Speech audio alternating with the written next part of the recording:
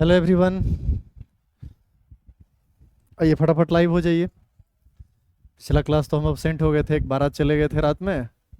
रात भर जगे हुए रह गए, सुबह में 6 बजे से लेकर 12 बजे तक क्लास लेते रह गए। बिल्कुल सोए ही नहीं। यहाँ से जाने के बाद खाना वाना खाए तो सोने के बाद नींद ही नहीं खुली। 6:40 में आपका क्लास रहता है, सोए ही रह गए। सर लोग कॉल भी किए लेकिन मोबाइल साइलेंट था। इस वजह से कल क्लास आपकी हो नहीं पाई। चलिए कोई नहीं, आज शुरू करते हैं।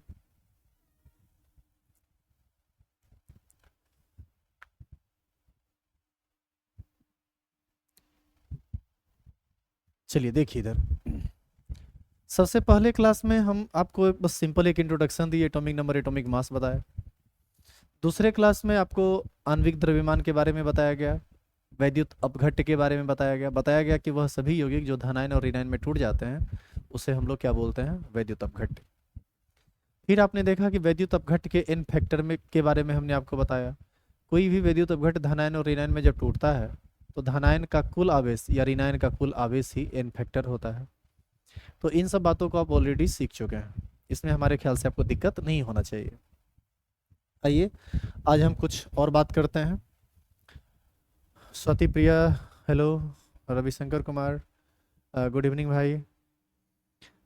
चलिए अब थोड़ा सा आगे पढ़ाई करते हैं और आपकी पढ़ाई अब हम थोड़ा तेज़ करेंगे, ठीक है? इसलिए क्योंकि जो रेगुलर क्लास है ऑफलाइन का उसका सिलेबस आज से 2 महीना पहले स्टार्ट हुआ था। आपका 2 महीना लेट से स्टार्ट हो रहा है, तो डेफिनेटली थोड़ा तेज़ करना पड़ेगा आपको।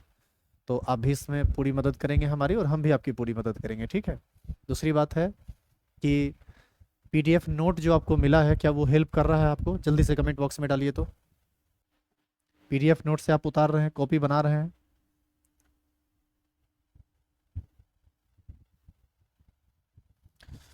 पढ़ने में कोई दिक्कत तो नहीं हो रही है? जल्दी जल्दी रिप्लाई दीजिए। आज हम लोग एक टर्म पढ़ेंगे, समतुल्य भार।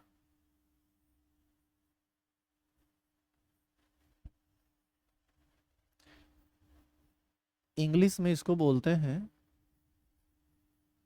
Equivalent weight. और बाबू इसको हम लोग सूचित करते हैं कैपिटल ई से। हालांकि इसको ऐसे भी सूचित किया जाता है, ऐसे भी, दोनों तरह से सूचित करते हैं, ठीक है? देखो, ये जो बात हम लिखे हैं ये किसके लिए लिखे हैं पहले आप ये समझिए। जैसे NaCl और CaCl2 है, तो किसी भी कंपाउंड का मॉलिक्यूलर वेट जैसे आप निकालते हैं तो मॉलिक्यूलर वेट में क्या करते हैं, सारे एटम के एटॉमिक मास को जोड़ देते हैं। जैसे इसका मॉलिक्यूलर वेट निकालना हो तो हम क्या करेंगे, 23 + 55.5, सॉरी सॉरी सॉरी,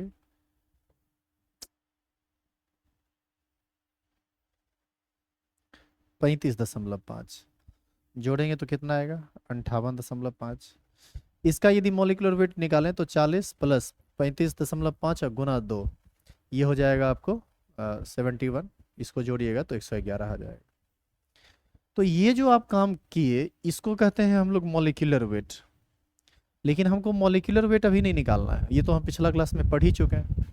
हमको निकालना है इक्विवेलेंट वेट, समतुल्य भार। तो 11th में समतुल्य भार काफ़ी डिटेल में पढ़ाया जाता है, वहाँ का ये टॉपिक है। लेकिन अभी हम आपको सिर्फ ये बताएंगे कि समतुल्य भार निकालते कैसे हैं। समतुल्य भार एग्जैक्ट होता क्या है इसको समझने के लिए आपको 11th के टॉपिक पर जाना पड़ेगा, और उसकी जरूरत अभी अब आपको नहीं है। समतुल्य भार क्या है ये जानना आपको जरूरी अब नहीं है, समतुल्य भार निकालते कैसे हैं ये जरूरी है। तो इसका एक सिंपल सा फॉर्मूला होता है। क्या फॉर्मूला होता है? फॉर्मूला होता है इक्विवेलेंट वेट बराबर मॉलिक्यूलर वेट बटा एन फैक्टर, यही फॉर्मूला होता है। जैसे पिछला दिन आप कुछ तत्व का मॉलिक्यूलर वेट निकाले, सॉरी कुछ यौगिक का मॉलिक्यूलर वेट निकाले, इक्विवेलेंट वेट निकाले, सॉरी सॉरी मॉलिक्यूलर वेट निकाले, एन फैक्टर निकाले। तो जैसे आपसे कोई पूछे कि इक्विवेलेंट वेट ऑफ NaCl क्या होगा, सबसे पहले जानिए, इसको हम लोग पढ़ेंगे इक्विवेलेंट वेट ऑफ NaCl। तो आपको कुछ खास नहीं करना है इसको निकालने के लिए। सबसे पहले मॉलिक्यूलर वेट जोड़ लीजिए, 23 + 35.5, ये हो जाएगा 58.5। क्योंकि मॉलिक्यूलर वेट बटा एन फैक्टर। कैसे टूटता है ये, Na प्लस में Cl माइनस में, 1 प्लस 1 माइनस एन फैक्टर 1, तो ये हो जाएगा 58.5। इसका मतलब ये हुआ कि NaCl का इक्विवेलेंट वेट और मॉलिक्यूलर वेट दोनों आपस में समान। ऐसे भी आप सोचिए ना कि इस फॉर्मूला में यदि एन फैक्टर 1 हो जाए तो 1 से भाग देंगे तो इक्विवेलेंट वेट और मॉलिक्यूलर वेट क्या हो जाएगा, बराबर हो जाएगा। लेकिन ये जरूरी नहीं कि हर एक कंपाउंड का मॉलिक्यूलर वेट और इक्विवेलेंट वेट बराबर हो, ये अलग अलग होता है। जैसे यदि आप निकालना चाहेंगे इक्विवेलेंट वेट ऑफ CaCl2, तो इसका मॉलिक्यूलर वेट अभी तुरंत आप जोड़े थे, कैल्शियम का 40 और क्लोरीन का 35.5 होता है। 2 से गुना करेंगे तो ये हो जाएगा 71, 71 40 111। अब इसका हम एन फैक्टर चेक कर लेते हैं। ये कैसे टूटेगा, ये टूटेगा Ca प्लस प्लस और प्लस 2Cl माइनस में। तो एक केटायन पर 2 प्लस, यहाँ पर 1 Cl पर 1 माइनस, तो 2 Cl पर 2 माइनस, यानी 2 प्लस 2 माइनस, इसका एन फैक्टर हो जाएगा 2। और एन फैक्टर इसका यदि 2 हो जाएगा तो निश्चित है कि इसका 111 में 2 से भाग देना पड़ेगा, तो ये हो जाएगा 55.5। ठीक है, तो इक्विवेलेंट वेट हम इसी तरह से निकालते हैं। पहले आप बताइए कि इक्विवेलेंट वेट निकालना आप सीखे, जल्दी से कमेंट कीजिए।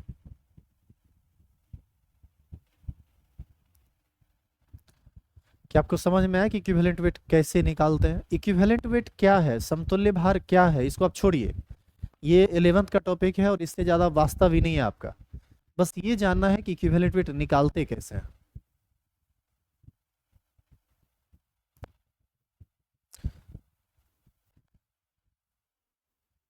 चलो बढ़िया, अब आगे देखो। यहाँ पर कुछ लोग फंसते हैं, क्या फंसते हैं और क्या उलझन है हम उसको भी देखेंगे। तो सुनिए ध्यान से। इक्विवेलेंट वेट वैद्युत अपघट्य का ही निकाला जाता है, वैसा यौगिक जो धनायन और ऋणायन में टूटे उसी का हम इक्विवेलेंट वेट निकालना सीखेंगे, उसी की आपको जरूरत है। वैसे दूसरे यौगिक का भी इक्विवेलेंट वेट निकाला जाता है, लेकिन ये एक लेंदी प्रोसेस है और 11th में ये सब बातें डिटेल में होती हैं, तो उस हर एक चीज़ों को यहाँ नहीं करना है। जो जरूरी चीज़ है, आप क्या पढ़ रहे हैं, some basic concept of chemistry class 11th, तो 11th के कुछ इंपॉर्टेंट चीज़ों को हम यहाँ डिस्कस कर रहे हैं। हर चीज़ को डिस्कस करेंगे तो फिर 12th का देखो चैप्टर भी स्टार्ट नहीं हुआ है, तो फिर काफ़ी लेट हो जाएगा ना। तो इसीलिए जैसे आपसे कोई कह दे कि आप निकालो इक्विवेलेंट वेट ऑफ H2SO4, तो कैसे निकालेंगे? इसका मॉलिक्यूलर वेट जोड़िए, इसका मॉलिक्यूलर वेट होता है 98। और ये टूटता कैसे है बाबू, ये टूटता है 2H प्लस में और SO4 2 माइनस में। एक H पर 1 प्लस तो 2H पर 2 प्लस, यानी 2 प्लस, और एक सल्फेट पर 2 माइनस, इसका इन फैक्टर कितना हो जाएगा 2, तो इसमें 2 से भाग दे देंगे तो ये हो जाएगा 49। इसी तरह से यदि आप इक्विवेलेंट वेट CaCO3 का निकालो, तो इक्विवेलेंट वेट इसको जोड़िएगा ना इसका मॉलिक्यूलर वेट, तो ये आएगा 100, और भाग देंगे, ये टूटेगा Ca प्लस प्लस में और CO3 2 माइनस में, तो इसका वैलेंस ये होता है 2, एन फैक्टर होता है 2, तो इक्विवेलेंट वेट हो जाएगा 50। तो इस तरह से बेहद आसानी से आप एन फैक्टर की मदद से किसी भी यौगिक का समतुल्य भार निकाल सकते हैं। आप जब असाइनमेंट बना रहे होंगे तो उसमें एक टेबल आपको मिलेगा, उस टेबल में क्या है, हम इधर लिखे हैं कंपाउंड, फिर लिखे हैं मॉलिक्यूलर वेट, फिर लिखे हैं एन फैक्टर, और फिर लिखे हैं इक्विवेलेंट वेट। हमारे ख्याल से ये टेबल है कहीं, आप जल्दी से बताइए तो, ये टेबल आपको मिला है कहीं? हम देख लेते हैं कि ये टेबल किस पेज में आपको बताया गया था, क्योंकि एग्जैक्टली ध्यान तो मुझे है नहीं कि ये किस पेज में, ये पेज नंबर 9 में है। देखिए तो जरा, ये पेज नंबर 9 में ये वाला टेबल आपको मिला होगा। अब इसमें जैसे हम HCl लें, तो HCl का मॉलिक्यूलर वेट होता है 36.5, ये टूटता है H प्लस और Cl माइनस में, तो एन फैक्टर होता है 1, इसमें 1 से भाग देंगे तो इतना ही रह जाएगा, यानी ये हो जाएगा 36.5। CaCO3 का भी तुरंत आप देखें, मॉलिक्यूलर वेट 100, एन फैक्टर 2, 100/2 करेंगे आ जाएगा 50। H2SO4 का आपने देखा, मॉलिक्यूलर वेट जोड़ेंगे तो 98, 2 से भाग देंगे तो ये हो जाएगा 49। NaOH, इसका मॉलिक्यूलर वेट जोड़िएगा तो आएगा 40, ये टूटता है Na प्लस में और OH माइनस में, 1+1 - n फैक्टर 1, तो ये हो जाएगा 40। इस तरह से आप देखेंगे कि 10 या 11 कंपाउंड ऐसा है जिसका हम टेबल में जिक्र किए हैं, और यही 10-11 कंपाउंड सबसे ज़्यादा जरूरी है। तो निश्चित रूप से आप इसको याद ही कर लीजिए कि किसका मॉलिक्यूलर वेट कितना होता है, किसका इक्विवेलेंट वेट कितना होता है। इसकी आपको बहुत ज़्यादा ज़रूरत पड़ेगी। यदि आप उसको नहीं कर पाते हैं तो ऑब्वियसली आपको परेशानी होगा आगे चल के। तो उम्मीद करते हैं कि इसमें आपको अब दिक्कत नहीं है। तो बताइए, टॉपिक को हम आगे बढ़ाएं।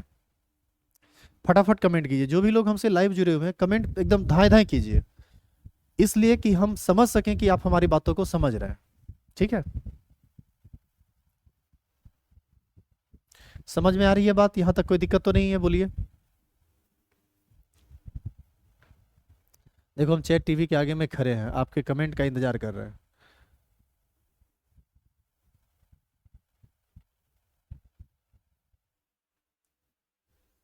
नीतीश बोल रहे हैं जी सर। रविशंकर, स्वाति प्रिया, शिवम, आप भी बताइए, समझ में आ गया बात? चलिए, बहुत बढ़िया।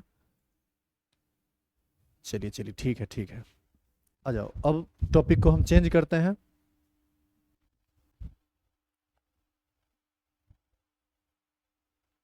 देखो, अभी तक आप समझे हैं वैद्युत अपघट्य को, किसी कंपाउंड के मॉलिक्यूलर वेट को, वैद्युत अपघट्य में एन फैक्टर कैसे निकालते हैं उसको, और फिर वैद्युत अपघट्य का इक्विवेलेंट वेट कैसे निकालते हैं उसको। और उम्मीद है इसमें आपको कोई परेशानी नहीं होगी। आइए अब एक सबसे इंपॉर्टेंट काम करते हैं केमिस्ट्री का, जिसकी आपको बहुत ज़्यादा ज़रूरत पड़ती है। ठीक है, देखो, हम अब बात कर रहे हैं यूनिट ऑफ मास की। यूनिट ऑफ मास मतलब द्रव्यमान का मात्रक। ठीक है, द्रव्यमान का मात्रक दो तरह का होता है नो। एक होता है फिजिकल यूनिट,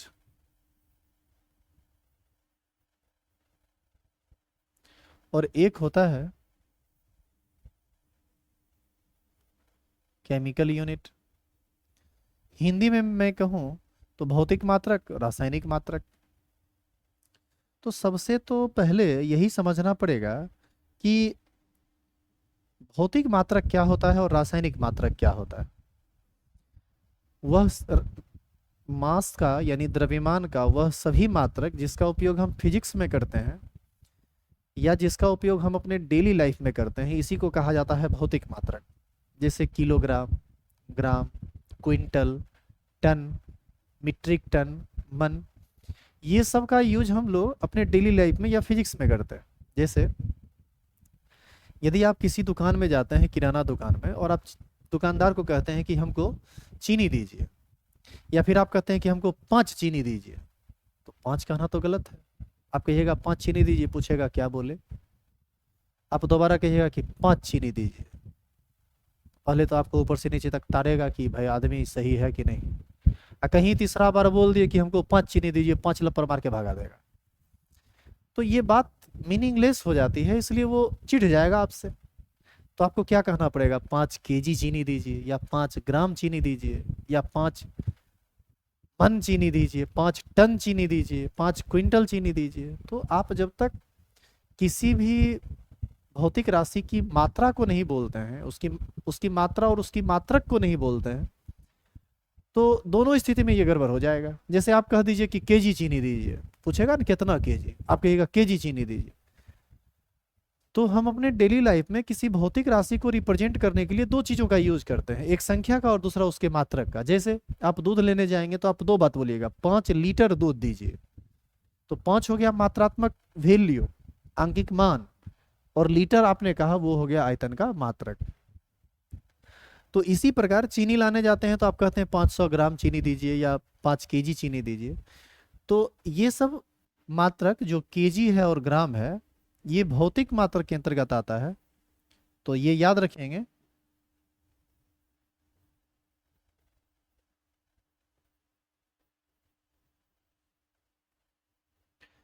ग्राम को सूचित किया जाता है स्मॉल जी से, और किलोग्राम को सूचित किया जाता है केजी से। ये सब बात तो हमारे ख्याल से आप सब लोग जानते होंगे कि 1 केजी में 1000 ग्राम होता है। तो आप ग्राम को केजी में बदल सकते हैं और केजी को ग्राम में बदल सकते हैं। ये एक सिंपल बात है, शुरू से ही पढ़ते आ रहे हैं, इसमें आपको कोई दिक्कत नहीं होगा। आइए अब इधर राइट साइड। अब देखो, ये जो केमिकल यूनिट है, केमिकल यूनिट के अंतर्गत दो चीज आता है।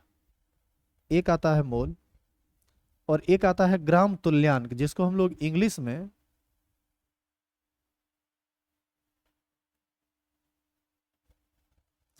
ग्राम इक्विवेलेंट कहते हैं, जीएम डॉट इक्यू डॉट। और मोल को हम लोग सिंपली मोल ऐसे कहते हैं। ठीक है। तो द्रव्यमान का दो तरह का मात्रक, एक हो गया भौतिक मात्रक, एक हो गया रासायनिक मात्रक। भौतिक मात्रक ये है जिसका यूज हम अपने डेली लाइफ में करते हैं या फिजिक्स में करते हैं। रासायनिक मात्रक वह है जिसका उपयोग हम सिर्फ और सिर्फ रसायन शास्त्र को पढ़ने के लिए करते हैं, बाद बाकी कहीं भी इसका कोई यूज नहीं होता है। जैसे मोल, इसका यूज सिर्फ केमिस्ट्री में होता है। जैसे ग्राम इक्विवेलेंट, इसका यूज सिर्फ केमिस्ट्री में होता है। लेकिन यदि केमिस्ट्री पढ़ना है तो आपके लिए ये दोनों मात्रक बहुत इंपॉर्टेंट है। और यदि आप केमिस्ट्री के खिलाड़ी बनना चाहते हैं तो आपको आना चाहिए ग्राम को किलोग्राम में बदलने के लिए, ग्राम को मोल में बदलने के लिए, ग्राम को ग्राम तुल्यांक में बदलने के लिए। क्यों? क्योंकि जब द्रव्यमान का ही मात्रक ग्राम भी है, किलोग्राम भी है, मोल भी है, ग्राम तुल्यांक भी है, तो निश्चित है कि इसमें आपस में कोई ना कोई संबंध होगा। और ये निश्चित है कि हम एक मात्रक को दूसरे मात्रक में बदल सकते हैं। तो ये काम बहुत आसान है, एकदम सिंपल काम है। बस 2-3 फॉर्मूला याद रख के आप इस काम को बहुत इजीली कर सकते हैं। आप क्लास 11th में पढ़े होंगे तो हमारे ख्याल से वहाँ भी आपको ये सब बात बताया गया होगा। जहाँ भी पढ़े होंगे ये सब बेसिक चीज़ है, ये सब आपको आना चाहिए। नहीं भी आता है तो कोई बात नहीं। देखिए, देखो भाई, यदि आप किलोग्राम निकालना चाहते हैं तो जो मास ग्राम में दिया रहता है उसको हम क्या करते हैं, 1000 से भाग देते हैं। जैसे यदि आपसे कोई पूछे कि 5000 ग्राम चीनी कितना केजी होगा, ये तो सिंपल है कि 5000 ग्राम चीनी, बताइए तो, कमेंट में डालिए तो कितना होगा।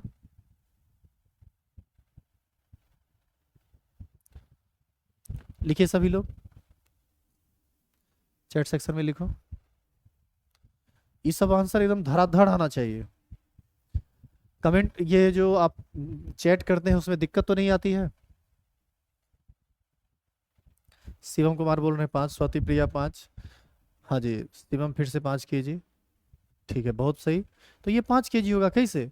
ग्राम आपको दिया हुआ था 5000, अब बटा 1000, ये आ जाएगा 5 कट के। तो कितना सिंपल था। हाँ जी, नीतीश बिल्कुल सही बोल रहे हैं। तो ये 5 केजी आएगा। यदि आपसे कोई पूछे कि 3 केजी चीनी कितना ग्राम होगा, तो आप इसको भी आराम से कह सकते हैं, ये हो जाएगा 3 गुना 1000, यानी 3000 ग्राम। तो ये कौन ऐसा लोग होगा 11th-12th का जिसको ये नहीं आता होगा? तो ये तो आना ही चाहिए, साथ साथ कुछ और चीज आना चाहिए। तो सिंपल सा बात है कि ग्राम को किलोग्राम में बदलने के लिए 1000 से भाग देंगे, और यदि किलोग्राम को ग्राम में बदलना हो तो 1000 से गुना करेंगे। ठीक है, ये एक सिंपल बात है। अब देखो, सिंपल बात तो है, लेकिन आगे अंतर समझिए भौतिक मात्रक और रासायनिक मात्रक में।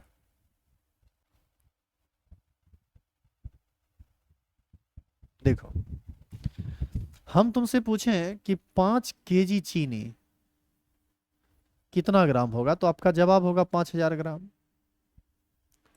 हम आपसे पूछें कि 5 केजी नमक कितना ग्राम होगा, तो ये भी होगा 5000 ग्राम। यदि हम आपसे पूछे 5 केजी चावल कितना ग्राम होगा, तो ये भी होगा 5000 ग्राम।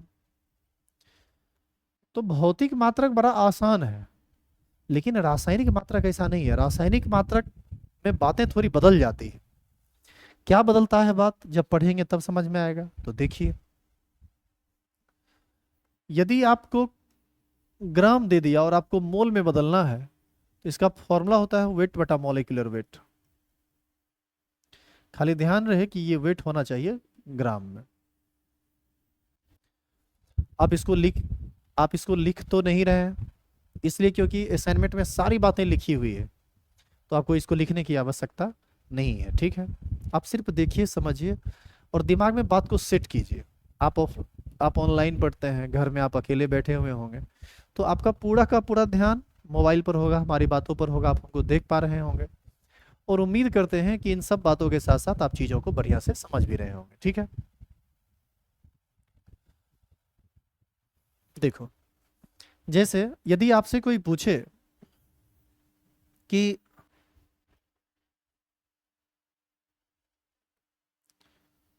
200 ग्राम CaCO3 कितना मोल होगा, मान लो ये क्वेश्चन आपसे पूछते, तो आपसे पूछा है मोल, और मोल का फॉर्मूला होता है वेट बटा मॉलिक्यूलर वेट, यानी जिस पदार्थ का वेट जितना दिया, मोल बराबर ये इसका कितना वेट दिया ग्राम में 200, तो हम यहां लिखेंगे 200, अब बटा मॉलिक्यूलर वेट। मॉलिक्यूलर वेट किसका, जिसका मास दिया हुआ है CaCO3। CaCO3 का मॉलिक्यूलर वेट जोड़ेंगे ना तो 100 आएगा। कैसे, कैल्शियम का 40, कार्बन का 12 और 16 या 48 ऑक्सीजन का, टोटल को जोड़ दीजिएगा तो 100 आएगा। ये कट के बाबू आपको आ जाएगा 2, यानी इसका आंसर होगा 2 मोल। तो ये हो गया 2 मोल। अब इसी एग्जाम्पल में देखो, यदि हम आपसे पूछें कि 200 ग्राम, एक अगला क्वेश्चन है आपका, ठीक है, जैसे अगला क्वेश्चन आपसे पूछा गया,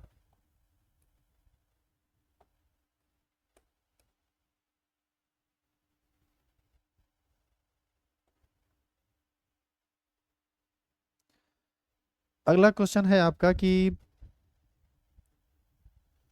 200 ग्राम NaOH ये कितना मोल होगा, मान लो ये आपसे क्वेश्चन पूछा गया। फिर से मोल पूछा गया, मोल बराबर क्या होता है वेट बटा मॉलिक्यूलर वेट। वेट कितना दिया हुआ है 200, अब बटा मॉलिक्यूलर वेट, इसका जोड़िए, सोडियम का होता है 23, ऑक्सीजन का होता है 16, 39 प्लस 1 40, इसको भाग दीजिएगा तो आ जाएगा 5 मोल। अब आप ध्यान से देखो कि 200 ग्राम यहां भी था, 200 ग्राम यहां भी है, लेकिन वहां पर मोल आया 2, यहां पर मोल आया 5, क्योंकि पदार्थ अलग अलग था CaCO3 NaOH। तो मोल में बातें अलग हो गई, क्योंकि इसका मॉलिक्यूलर वेट अलग है। तो हम आपको ये समझा रहे थे कि फिजिकल यूनिट आसान होता है। यदि इस 200 ग्राम CaCO3 को केजी में बदलना होता तो 200 बटा 1000 लिखते। यहाँ भी 200 ग्राम NaOH को केजी में बदलना होता तो 200 बटा 1000 लिखते। 200 ग्राम चीनी रहता तो उसको भी केजी में बदलना होता तो 200 बटा 1000 लिखते। लेकिन यहाँ पर बातें बदलती चली जा रही हैं। आप ध्यान से देखिए कि हम ले रहे हैं 200 ग्राम ही हर बार। जैसे अगला एग्जाम्पल में हम यदि ले लें 200 ग्राम चीनी, इसका फॉर्मूला आपको पता होगा, असाइनमेंट में लिखा हुआ है, ये होता है C12H22 C12H22O11, इसका मॉलिक्यूलर वेट जोड़िए 342 आएगा।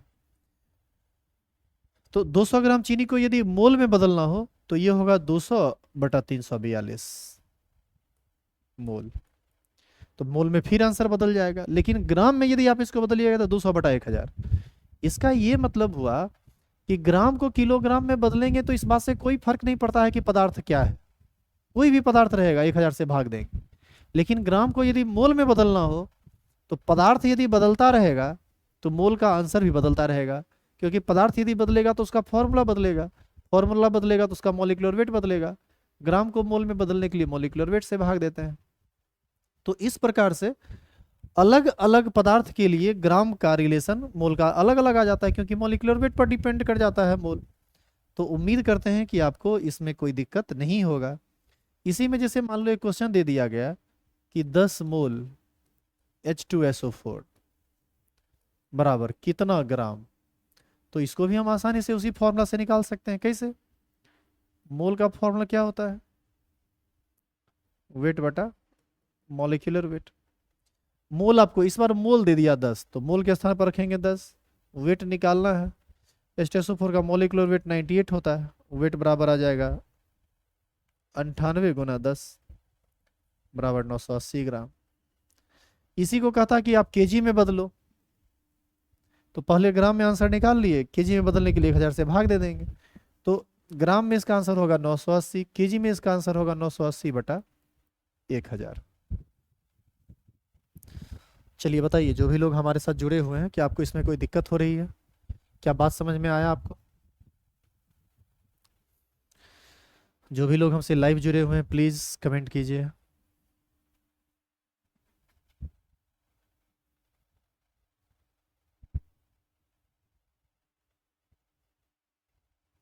नीतीश का आंसर आ चुका है, जी सर।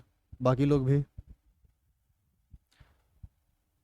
स्वाति प्रिया, हाँ सर। चलिए ठीक है, तो हम आगे बढ़ते हैं। तो ये था कि how to convert gram into mole, how to convert gram into KG. अब एक लास्ट बात पढ़ेंगे हम लोग, how to convert gram into gram equivalent, मतलब ग्राम को ग्राम तुल्यांक में कैसे बदलेंगे। तो इसका फॉर्मूला होता है ग्राम इक्विवेलेंट बराबर वेट बटा इक्विवेलेंट वेट। अब देखना सब लिखा हुआ है। अब देखो, जैसे तुमको क्वेश्चन दे दिया गया कि 200 ग्राम CaCO3 बराबर कितना ग्राम इक्विवेलेंट होगा, ये पूछ दिया क्वेश्चन। तो आप इस फॉर्मूला का यूज कर देंगे। क्या फॉर्मूला होता है? ग्राम इक्विवेलेंट बराबर वेट, खाली ध्यान रहे कि ये वेट होना चाहिए ग्राम में, वेट बटा इक्विवेलेंट वेट। तो ग्राम इक्विवेलेंट ही तो निकालना है। वेट है 200, तो यहाँ लिखेंगे 200।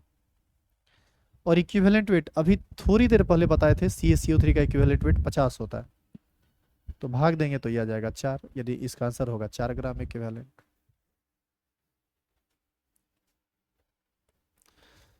तो हमारे ख्याल से इसमें भी आपको दिक्कत नहीं होना चाहिए। एक आध और क्वेश्चन कर लेते हैं, जैसे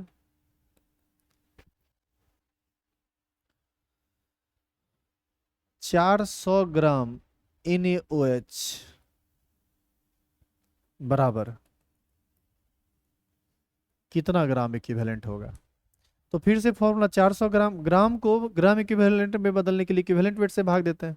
तो सीधा आप आंसर लिख दीजिए 400 बटे 40, क्योंकि NaH का इक्विवेलेंट वेट और मॉलिक्यूलर वेट दोनों 40 होता है, तो ये कट के आ जाएगा 10, तो इसका आंसर हो जाएगा 10। इसी में यदि मान लो क्वेश्चन कर दिया गया कि 5 ग्राम इक्विवेलेंट NaOH बराबर कितना ग्राम, यानी इस बार किसको बदलना है, इस बार ग्राम इक्विवेलेंट को किस में बदलना है, ग्राम में। तो वही फॉर्मूला तो वही लगेगा, फॉर्मूला सेम लगेगा। क्या लिखेंगे बताइए? फॉर्मूला क्या होता है? ग्राम इक्विवेलेंट बराबर वेट बटा इक्विवेलेंट वेट। इस बार ग्राम इक्विवेलेंट का मान 5 दे दिया, वेट और इक्विवेलेंट वेट आप जानते हैं इसका 40 होता है, तो यहाँ से वेट बराबर हो जाएगा 40 गुना 5, यानी कितना ग्राम, 200 ग्राम। तो इस प्रकार से आप इस आंसर को कर सकते हैं आसानी से। तो बताइए, इसमें कोई दिक्कत तो नहीं है? तो अभी आप सीख रहे थे द्रव्यमान का मात्रक और द्रव्यमान के एक मात्रक को दूसरे मात्रक में कैसे बदलते हैं, इन बातों को। और पूरा उम्मीद है कि आपको इस बात को समझने में कोई परेशानी नहीं होगा, ठीक है।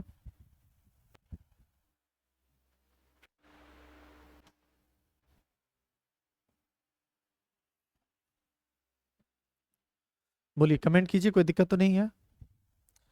अभी सर नहीं आए हैं, तो अभी हम आपका क्लास लेते हैं, सर आ जाएंगे तो फिर क्लास ऑफ कर देंगे।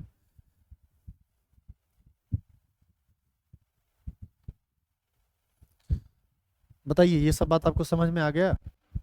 यदि आ गया तो हम आगे बढ़ेंगे फिर।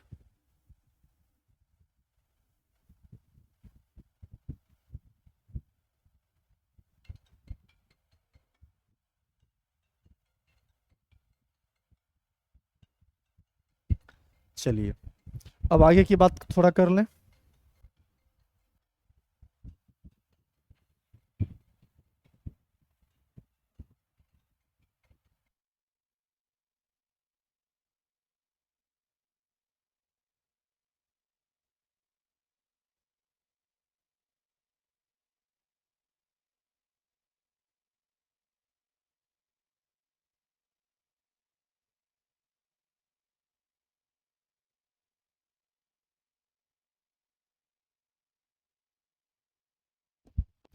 सुनिए, अब हम केमिस्ट्री के कुछ मैथमेटिकल चीज़ों को देखेंगे जिसकी ज़रूरत बहुत ज़्यादा पड़ने वाली है आपको। कुछ खास सूचना आप सभी के लिए केमिस्ट्री से संबंधित, जो भी लोग क्लास करना चाहते हैं, चीज़ों को समझना चाहते हैं, आपको हमें कुछ छोटा छोटा बात पूछते हैं, आप इसका तनी जवाब तेजी में दीजिएगा। तो 2 का पावर 2 कितना होता है बताइए। तो आपका जवाब होगा 2 × 2 = 4। यदि हम आपसे पूछें कि 2 का पावर 3 कितना होता है, तो आपका जवाब होगा 2 × 2 × 2 यानी 8। यानी 2 का पावर जितना रहेगा उतना बार 2 को लिख के गुना कर देना है। जैसे 2 का पावर 4 कितना होगा, तो 4 बार 2 को लिखेंगे, 2 × 2 × 2 × 2, ये हो जाएगा 16। 2 × 4 = 4, 4 × 8 = 8, 2 × 16। लेकिन यदि 2 का पावर 4.37885 रहे, तो आपसे पूछा जाए कि बताओ भाई इसका मान क्या होगा, तो शायद ही आप इसका मान बता सकें और आप यहाँ पर फंस जाएंगे। तो बाबू ऐसा है कि जब इस तरह के क्वेश्चन में आप फंसिएगा तो केमिस्ट्री में तो काम चलेगा नहीं। केमिस्ट्री में तो इसकी ज़रूरत है, ये तो आपको करना पड़ेगा, सीखना पड़ेगा।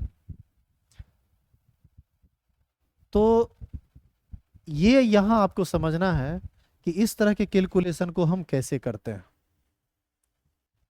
ये पहली बात।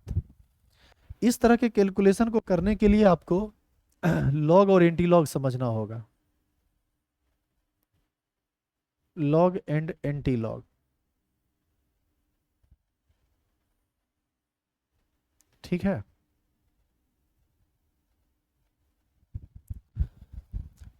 लॉग और एंटी लॉग समझेंगे तो अब कुछ जरूरी बात सुनिए सभी लोग, जो बहुत इंपॉर्टेंट है कल के क्लास के लिए।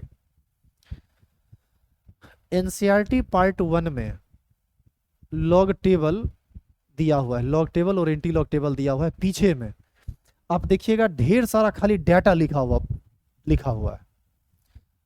तो आप अपने पास बुक रखिएगा जरूर, क्योंकि log table anti log table आपके आगे में रहेगा, तब हम जब काम करेंगे तो आपको बात समझ में आएगी, क्या करना है वो कर पाइएगा।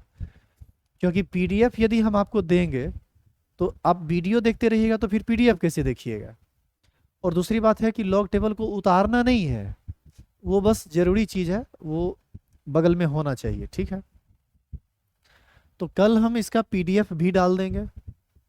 आपको यदि उसका ज़रूरत पड़ेगा कि पीडीएफ भी हमको चाहिए तो पीडीएफ भी डाल देंगे, नहीं तो लॉग टेबल एनसीईआरटी चैप्टर के पीछे में दिया हुआ है, तो आप ज़रूर एनसीईआरटी बुक अपने पास में रखिएगा, या कोई भी दूसरा बुक हो जिसमें log table anti log table लिखा हुआ हो। हजारों डाटा लिखा हुआ है उसमें, 4 4 अंक कितना चीज़ लिखा हुआ है, तो प्लीज़ आप उसको अपने पास में रखिएगा। कल नेक्स्ट क्लास में इसकी ज़रूरत पड़ेगी। और इसका पीडीएफ भी हम अभी डाल देते हैं, अभी या कल, अभी ही डाल देंगे, है हमारे पास, तो वो हम डाल देंगे। तो प्लीज़ आप इस चीज़ को मेंटेन कर लीजिएगा, ठीक है, जो कहा गया उसको कीजिएगा। तो हम लॉग और एंटी लॉग की मदद से ही उस तरह की चीज़ों को करते हैं। तो सबसे पहले इसमें हम पढ़ेंगे, आप देखिएगा वहाँ लिखा हुआ है। अच्छा एक और चीज़, इसका जो पीडीएफ है ये पूरा आपको नहीं मिला है, इसलिए नहीं मिला है क्योंकि ये प्रैक्टिस का चीज़ है, उसमें लिखा हुआ जो है तो तुमको समझ में नहीं आएगा वैसे। तो इसको पूरा हम लिखेंगे, एक तरफ से लिखेंगे और तुम भी एक तरफ से हमारे साथ लिखोगे। यानी इस केस में जब लॉग टेबल स्टार्ट होगा तो आप सभी लोग से रिक्वेस्ट होगा कि आप हर एक चीज़ों को लिखना सीखिए, उतारना नहीं है पीडीएफ से। और दूसरी बात, आपका जो बेसिक कंसेप्ट चल रहा है, ये जैसे ही लॉग टेबल समाप्त होगा वैसे ही बेसिक कंसेप्ट आपका समाप्त हो जाएगा। इसके बाद हम लोग पहला चैप्टर शुरू करेंगे, चैप्टर होगा द सॉलिड स्टेट। तो आप सभी से निवेदन है कि आप लॉग टेबल लेकर कल बैठिएगा और साथ साथ काम कीजिएगा, ठीक है। और जहाँ दिक्कत होगा उसमें हम आपको खूब मदद करेंगे, काहे कि कहीं ना कहीं उसमें ना थोड़ी सी परेशानी आपको होगी लॉग टेबल में, थोड़ा धीरे धीरे सीखिएगा आप उसको। लोग जितना तेजी में सीखते हैं उतने तेजी में भूलते हैं। तो आप कोशिश कीजिएगा कि लॉग टेबल को लेकर बैठें, अन्यथा थोड़ी बहुत दिक्कत होगी। तो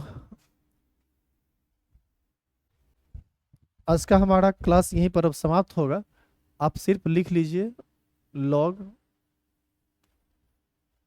एंड एंटी लॉग।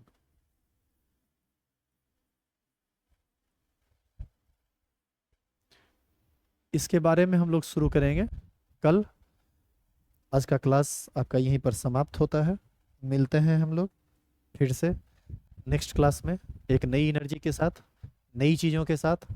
लेकिन आप पीछे का सारा कॉपी बना लीजिए, मेंटेन बढ़िया से कर लीजिए। सॉलिड स्टेट का भी असाइनमेंट बन रहा है, आपको पीडीएफ फॉर्मेट में मिल जाएगा। इस चैप्टर में नहीं, ये जो अभी आप पढ़ रहे हैं सब बेसिक कंसेप्ट ऑफ केमिस्ट्री, इसमें अब आपको पीडीएफ की ज़रूरत नहीं है। जहाँ से लॉग वाला चीज़ स्टार्ट हुआ है वहाँ से आप हमारे साथ साथ लिखिएगा और साथ साथ बनाइएगा, साथ साथ काम कीजिएगा। 2 दिन क्लास आपका हम लेंगे इस पर, या 3 दिन, इतने में आपका सारा समस्या खत्म हो जाएगा। और इसके बाद हम चैप्टर स्टार्ट करेंगे, सॉलिड स्टेट पहला चैप्टर। हर हाल में सभी लोग लाइव क्लास करना। चैप्टर स्टार्ट होगा तो उसमें हम नोटिफिकेशन डाल देंगे कि केमिस्ट्री में आज नया चैप्टर स्टार्ट हो रहा है, तो सभी लोग लाइव क्लास कीजिए। सॉलिड स्टेट थोड़ा खतरनाक चैप्टर है, समझना और समझाना दोनों मुश्किल होता है, क्योंकि बहुत सारा 3 डायमेंशनल डायग्राम दिया हुआ रहता है। तो उन सब चीज़ों को हम लोग नेक्स्ट क्लास में करेंगे। कॉपी सब लोग बना लीजिए अभी तक जितना पढ़ाई हुआ है, और उससे आगे इसको लिखेंगे, ठीक है। मिलते हैं हम लोग नेक्स्ट क्लास में, तब तक के लिए बाय।